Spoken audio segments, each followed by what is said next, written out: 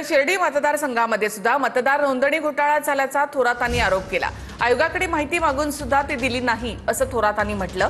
तर स्वतःचं अपयश झाकण्यासाठी असं बेताल वक्तव्य करतात अशी टीका मंत्री राधाकृष्ण विखे पाटील यांनी केली। अनेक शंका आमच्या मनामध्ये सुद्धा आहेत, म्हणजे ईव्हीएमच्या सह आमच्या मनामध्ये शंका आहे।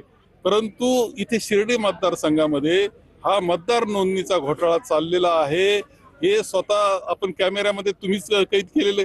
याच्या पलीकडे जाऊन आम्ही त्यामध्ये तक्रारी सुद्धा निवडणूक आयोग केल्या होत्या की या मतदारसंघात अनेक घोटाळे चालले, हजारो मतदान वाढवले जातंय, हे थांबलं पाहिजे। त्याच्यावर कोणतीच कारवाई झाली नाही। स्वतःचा अपयश झाकण्यासाठी हे बेताल आरोप करण्याचं एक मला वाटतं एक परंपरा राहुल गांधींनी त्या ठिकाणी निर्माण केलेली आहे।